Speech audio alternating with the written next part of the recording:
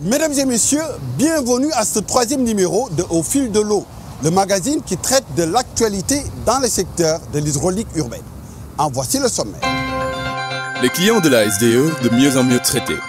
Ce n'est pas une simple phrase de réclame, s'abonner au service de l'eau, payer sa facture, obtenir une intervention instantanée pour corriger un problème qui peut conduire à un litige grâce à e-Agence, l'agence en ligne.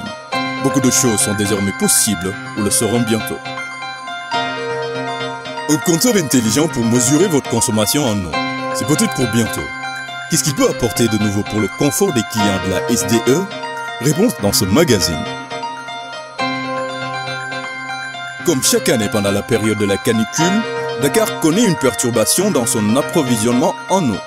Dans ce numéro, nous vous transporterons sur le chantier de certains forages du programme d'urgence d'alimentation en eau potable destiné à soulager les populations de Dakar. Et nous terminerons cette émission par notre rubrique des nouvelles brèves. Ici, à Dakar, la population croît à un rythme vertigineux. Et cela se ressent au niveau de l'alimentation en eau potable.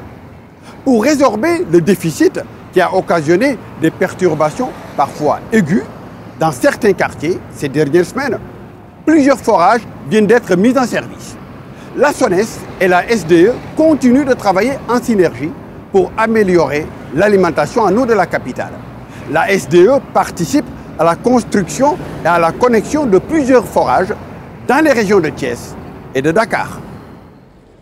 4 ans déjà, depuis 2014, que les programmes d'urgence succèdent aux programmes d'urgence et qu'ensemble, la SDE et la SONES se battent pour faire sortir Dakar des tensions que connaît son approvisionnement en eau. La SDE, depuis 2014, il y a eu plusieurs programmes d'urgence. Aujourd'hui, le montant global est évalué à 17 milliards de préfinancement des SDE. On a fait un premier programme avec 21 forages qui ont été réalisés. Et ça a permis de mobiliser un volume de 70 000 cubes par jour. On a fait un deuxième programme où on a pu mobiliser un volume autour de 4 000, mais avec un renforcement des réseaux de distribution et avec la sectorisation qui a permis quand même d'améliorer la distribution au niveau de Dakar. Donc aujourd'hui, tout est télégéré et on arrive à pouvoir faire une très bonne distribution au niveau de Dakar avec ce programme qu'on nous a confié, qui tournait autour de 3 milliards. Si plusieurs objectifs de ces plans ont pu être atteints, la croissance effrénée de la densité en population des nouveaux quartiers de Dakar conduit sans arrêt à des ruptures. Vous avez vu les constructions de Nord-Foire, c'est maintenant tout est en hauteur, c'est des étages. Et là, on augmente forcément la demande. Dans le cadre du dernier plan d'urgence en cours d'exécution appelé PESDAC, la SDE participe à côté de la SONES à la construction ou à l'équipement de plusieurs forages, aussi bien à Tasset, Mbayar ou Dakar. Au total, c'est de l'eau en provenance de 23 forages qui viendra renforcer les quartiers déficitaires des parcelles assainies de la Padoua, de Grand Yoff, de Niaritali, Apexi, Sangalkam ou Rufisque. En attendant que prenne fin la course-poursuite entre l'accroissement démographique et les investissements structurants en eau.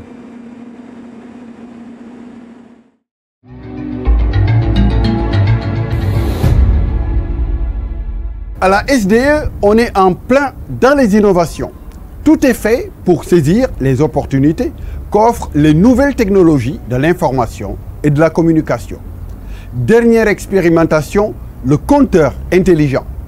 Voyage au cœur d'une innovation destinée à réduire les contentieux entre la SDE et ses clients. Innover pour être encore plus performant fait définitivement partie des principes de gouvernance de la SDE. Et pour les abonnés à l'eau, voici le Smart Metering, solution innovante de télérelevé à forte valeur ajoutée. Le système a été lancé à titre expérimental et si l'expérience s'avère concluante, son utilisation sera étendue à l'ensemble des abonnés de la SDE. Après tous les moyens de paiement mis en place destinés à vous éviter le déplacement dans une agence pour payer votre facture d'eau, voilà que très bientôt, vous ne verrez plus les agences chez vous pour relever l'index de votre consommation. Donc, cette solution nous permettra très rapidement d'acquérir les index que nous faisons, donc d'automatiser la relève et que les données qui sont rapatriées seront stockées dans une plateforme qui permettra d'interagir avec la clientèle en leur fournissant des alertes en cas d'évolution de leur consommation, en leur fournissant des indicateurs, des données qui leur permettraient en tout cas d'estimer ou de mieux connaître leur consommation. Donc globalement, ces solutions nous permettent aujourd'hui de mieux connaître nos clients et d'interagir avec eux. Le Smart Metering, c'est d'abord un compteur intelligent.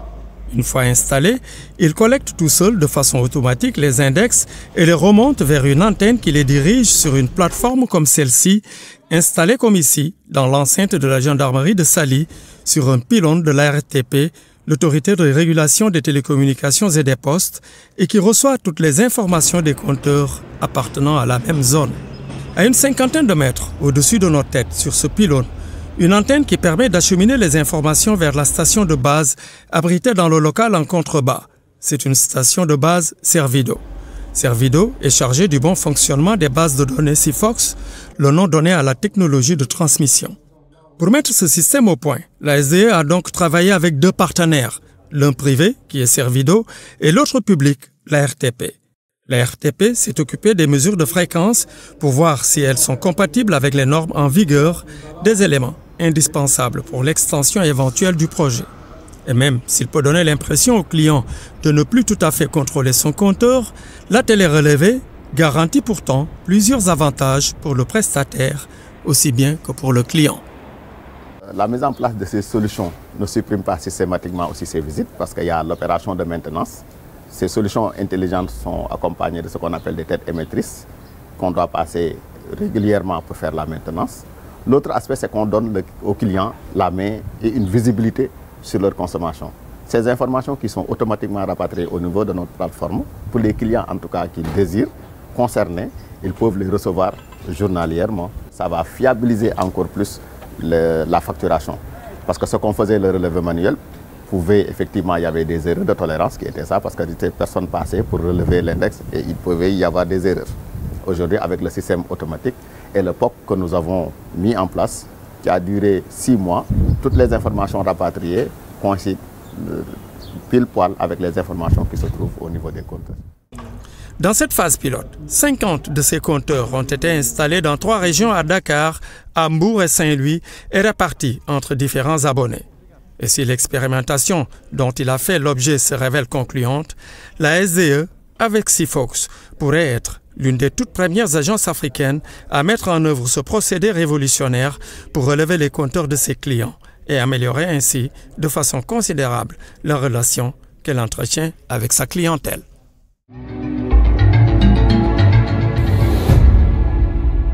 S'inscrire dans une dynamique de qualité à tous les niveaux d'interaction avec les clients.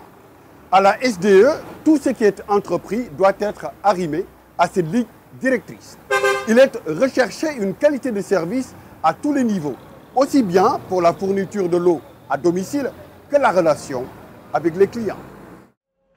Une relation à la clientèle toujours plus performante.